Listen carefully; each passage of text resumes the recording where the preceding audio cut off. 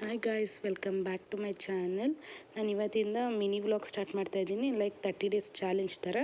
ಇವತ್ತು ಆಲ್ರೆಡಿ 6:30 ಆಗೋಗಿತ್ತು ಎದ್ದೋಳಷ್ಟು, ಯಾಕಂದರೆ ನನಗೊಂದು ಸ್ವಲ್ಪ ಜ್ವರ ಇದ್ದಿದ್ದರಿಂದ. ಸೊ ಬೆಳಗ್ಗೆ ಲೇಟಾಗಿ ಹೋಗಿತ್ತು ನಾನು ಎದ್ದೋಳೋದು. ನನಗೆ ಜ್ವರ ಬಂದಿತ್ತು. ಆಮೇಲೆ ಒಂದು ಕಾಫಿ ಕುಡಿದು ಬೇಗ ರೆಡಿಯಾಗಿ ನಾನು ದಿನ ಪೂಜೆ ಮಾಡೋ ಥರ ಇವತ್ತು ತುಳಸಿ ಪೂಜೆ ಮಾಡಿದೆ. ಮತ್ತು ಇದಾಗಿತ್ತು ನನ್ನ ಔಟ್ಫಿಟ್ ಹೆಂಗಿದೆ ಅಂತ ಕಮೆಂಟ್ ಮಾಡಿ. ಬೇಗ ರೆಡಿಯಾಗಿ ತಿಂಡಿ ತಿಂದ್ಕೊಂಡು ನಮ್ಮ ಅಪ್ಪನ ಕೈಲಿ ಬಸ್ ಸ್ಟ್ಯಾಂಡ್ಗೆ ಡ್ರಾಪ್ ಹಾಕ್ಸ್ಕೊಂಡೆ.